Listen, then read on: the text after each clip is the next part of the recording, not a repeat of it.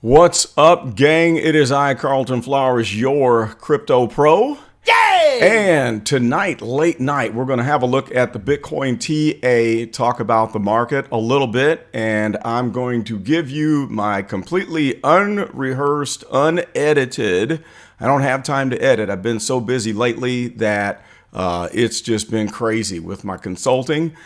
And I'm just going to run through and actually tell it like I see it. Like as I'm looking at this chart, I'm going to interpret what I'm looking at and just share with you my exact opinion of what's going on. And then we'll talk a little bit about some of the news as my stupid weather thing pops in. That is so annoying. Okay, let's get rid of my handsome face. So here we are on the Bitcoin 4-hour chart. So let's adjust this a little bit to get it perfectly within the window. So on the 4-hour chart, we are looking bearishly bearish. And one thing that I'll tell you right off the bat is it was looking like this was going to be a turnaround where the fast line was about to cross over the slow line on the stochastic, but now the %K, which is the blue one, it's curling down. If you can see that little notch there, as if it is going to reverse and give up this crossover and start to head down again. And that could very well happen. And so then you've got your MACD that could give you a little bit more of a clue. It lags behind a little bit, but notice this crossover right here and that we are back printing red on the histogram right here. So it says that momentum could be going this way on the MACD. Now there's two ways that we can look at this. We can look at this as an overall trend coming up as it's trying to fight its way to the zero line, or we can look at this as a negative, that it could dip all the way back down to here and get real volatile and nasty. We don't know which way that is going to go, but just if I had to guess, I'm going to say that it kind of seems like we're creeping up. And reason being, it looks like we've got a higher low and maybe a higher low here. If this fast MACD oscillator blue line will kind of flatten out and catch up and cross over that red line, maybe we get another higher low on the oscillator there. All right, so once this happens and finishes the second dip, which we don't know how far it's going to happen, then maybe we can start the slow ride up the mountain again and get an uptrend going. But whenever you have a bottom, a clear bottom, it makes things easy. Like this is a clear bottom where you have a stochastic crossover, makes it all the way up to a nice top where it even hung out here, had a few crossovers at the top in the overbought zone. Then we jive all the way down here to the bottom of the mountain. We had a clear cross over here, came on back to the top, clear cross at the top down to the bottom. Now this is where it gets tricky, because you had the cross over here, you're thinking, oh, it's about to go on up back to the overbought zone, and it says, nah, I think I'll stay down here at the bottom. Then it crosses again, fools you. Oh, we're going to go on up, we're doing good. Nah, let's just dip it down one more time. So that was what? Bottom, reversal, bottom, reversal, bottom, and then crossover, and finally it takes that trip upstairs. Or it could be like one of these where you get a head fake here, okay, we'll cross over, then we'll reverse, cross again, and then move on up. Now what I always say is, to make this more clear, you've got to look at the price that corresponds with each dip or with each peak on the stochastic. So with this low point here, we're going to go upstairs and there's the price. And then of course we have this peak here and that coincides with this price here. And now here's our next dip here. And if we go upstairs, it was a higher low. So it was looking like uptrend. But then when we got to the next stochastic peak, it was a lower high. Then we come on down here, and while we languished down below, continuing to dip back down 3 times into the oversold zone, this coincides with this lower low right here. And now it's clear, because then your next stochastic peak is a lower high. And then we flatline here, where this one just gives a parallel low, where we're staying within the boundary of this support and resistance zone that's centered around 56K. But on the next peak, we got a lower high. And then on the next dip, of course, we broke the bottom of this support resistance zone. So that was where all bets were off. And you know how I tell it. You violate this thing 3 times, it's like once, twice, 3 times a lady, and boom, it's going to tank. So right here is where we failed. We have our peak here for another lower high, and we thought we were going to get out of it here, but we had a give back candle where we immediately followed the green with a red, and then we fell through and failed the support line right there. So this is where we had that big scare where we dipped all the way down to like 42K. And then on the next peak, here's a lower high. Here's our dip. We came down, lower low. Here's our peak, lower high. And here's another lower low that coincides with this bottom right here. So what does this mean? It means that right now we're still overall in a downtrend according to the 4-hour chart. Well, let's look at it from a standpoint of a 1-day chart and see if we can make any sense out of this. And then we'll look at the VPVR. Now, we can see that the support resistance zone in the green, the upper one, we have violated it. We failed it. And now we're headed down towards these ones below. And the next one down is at 43,262, right where you see this volume node sticking out right here, that little lone boner right there. Okay, and then the bottom of the support zone is at 4641.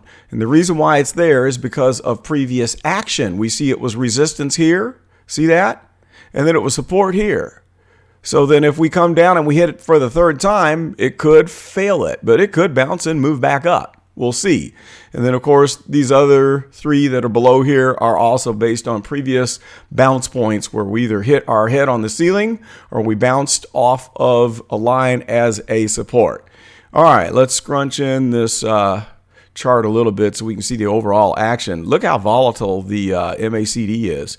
So right off the bat, as we're looking at price hanging on at 46,796, what is the stochastic doing? Well, it's bearish. We tried twice on the 1 day to come up 3 times, and now it's crossed over and headed down again. Let's make that thin. There we go. All right. So we came out of this oversold zone, and we tried to move up for a full cycle, and it just didn't happen.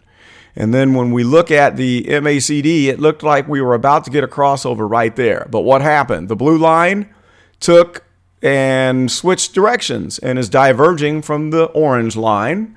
And notice how we had a complete, we dipped down into the red on the histogram, had only 2 little ticks on the green bars, and then we jumped right back down red, and we jumped back down red again. So we don't have any guarantee that we'll cross up here into Greenland and do one of these things. It's not always that simple.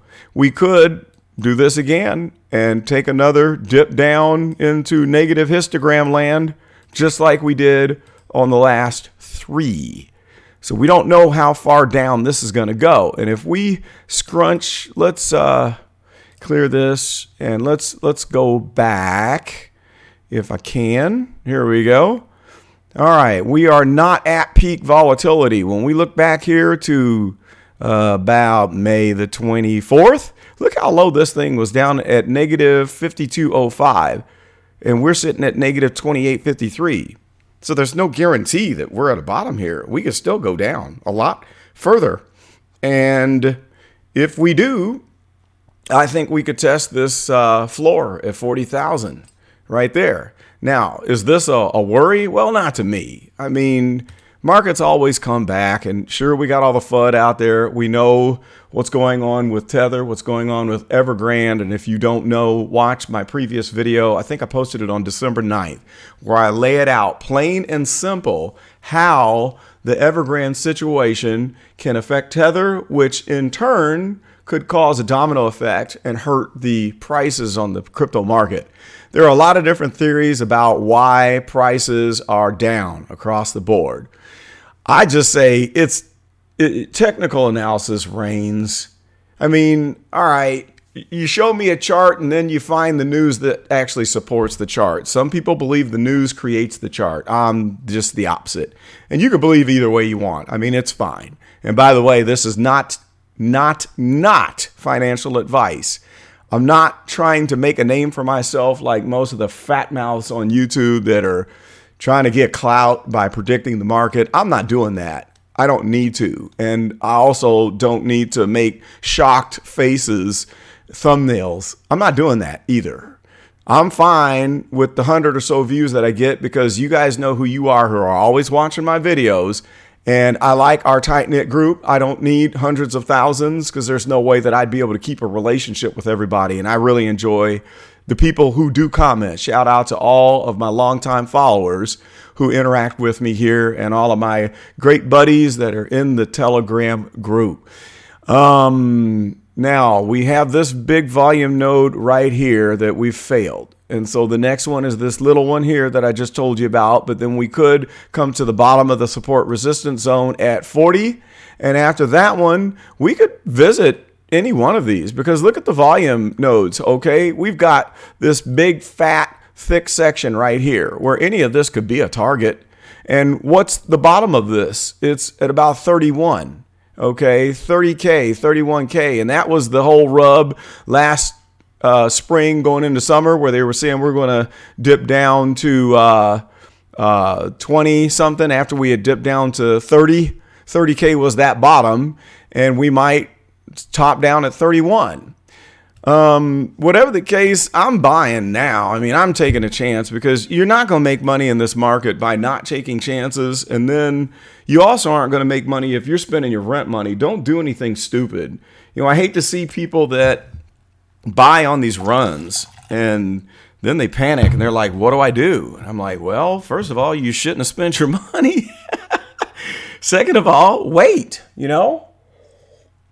wait it out. Wait till the market, turns around. But if you're buying and you have it in your mind that you're going to hold this for 3 to 5 years, what does it matter if you start DCAing now and Bitcoin dips to 30,000? Eventually, the thing is going to have a run. I mean, come on. I don't think this market cycle is over. I'm not convinced of that. But even if it was, well, hey, 3 or 4 years down the road, you're going to have a $200,000 Bitcoin. You're going to make money. So big deal. Cut out a couple of your trips to McDonald's per week and put that into some of these projects and make you some money. All right, so that's what it looks like on the 1-day chart. Let's go to the 1 week. Whoops, I got to turn drawing mode off first. Now let's try 1 week. There we go. We'll scrunch this down, pull this up a little bit. And this is very interesting here. Let me erase some of these I've still got stuff on here that that's on the TradingView chart. Actually, that's not on my drawing here. Now, I like this chart and I'll tell you why.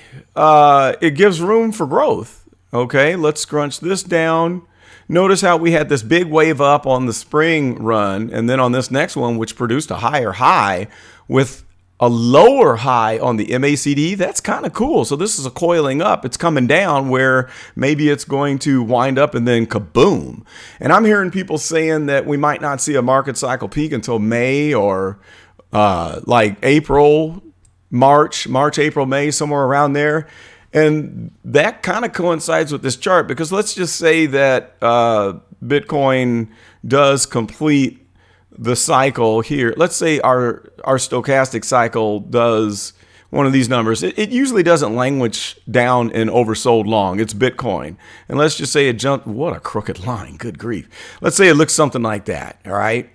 Now, let's just say bull run ensues in January or resumes, and then all of a sudden we get a market cycle peak. Look at this, March. So when you draw it on there, you can see that it's possible that March could be a cycle peak.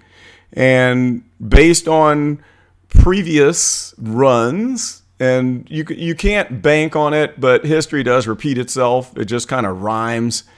Notice how, all right, we bumped up here 3 times and then we bumped up here twice and got these 2 fantastic runs. It could do something like this. So let's put a double hump and then let's slump.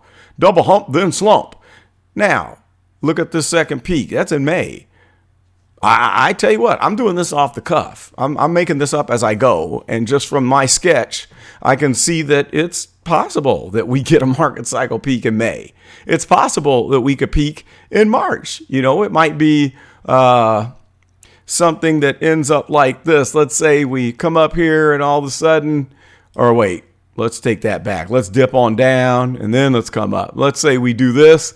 It could be one of two things. Market cycle peak, blow off top, first rebound, and then it's down. And I don't think that will be it. I think it'll be something like this right here, like that. And then bear market time. And we settle somewhere around, say, 40K. That could be what it is. So based on this, I don't think we have much to worry about. I was excited about making money this year, but you know what? We're not getting that for Christmas. It's just not going to happen. But I'm glad that, hey, the market's not going to disappear. It's going to come back, and we have to be patient. I'll take it. And especially, look at everything else. Look at Ethereum. We'll just run down the 1 week. This is a nice chart. Overall, it's still going up like crazy. I mean, it's coming back down. It's not even close to the 50 EMA. Ethereum could come all the way back down here to 3,000, and it's still in a bull run like crazy. All right. Look in history. We touched at the 50 EMA here, and this is not a bear market, all right? It was just the natural correction. So we come up, we correct, we come up, and maybe this time it could come to the 50. Maybe it won't. Look at Litecoin at 143. I'm getting another Litecoin pretty soon here, all right? I'm going to tell you that right now. I've got 2, and I think I'm going to stack a few Litecoins. Here's Matic, looking good. It's coming on back down, and if we could get a 50 EMA on here, I think it would be close to it. Solana at 150. I like it. It looks like Solana's got a ways to go, and I'm holding out for the 50 EMA. Once it gets around 110, I'm gonna buy some Solana. I'm gonna get it back again because I sold at 223 and it went to 232, and then it started coming down because I got spooked by where it was here on the stochastic. I sold here, and then it did that, and then it started to come down because we were right curling over, getting ready for this crossover. So I got out. Cadena's at $9, man.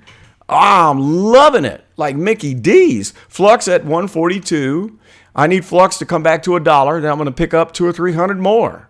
All right. We had the Binance bump. That was an artificial Binance pump, and then we're correcting. But anything all the way down to $1 is still a bull run for Flux.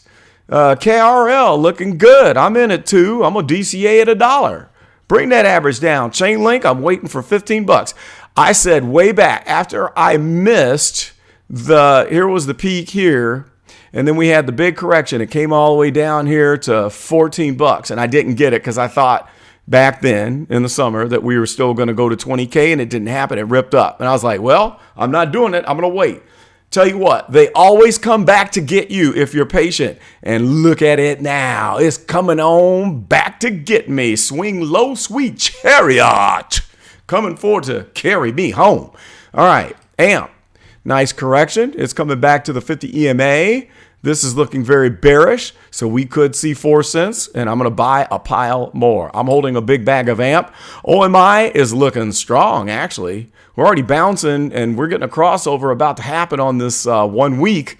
OMI is looking strong. There shouldn't be anybody complaining about OMI. Look at CRO. We're getting a little bearish here, but it's probably going to catch itself somewhere here in the 40 to 50 cents area, and it's going to plow forward. So I could go on and on. I'm not going to go through all of the rest of these. We'll just cut it off for now and leave it at this. But overall, like I said, we're doing fine. Bitcoin is doing what it is supposed to do. So I'm going to put it to you like this. I think you just need to calm down, get your head put on straight, and focus. Put your eyes on the prize. Hodl your coins, stick together. And before long, we'll all be cashing in. Successful and stacking our coins. That's all I got. See you next time.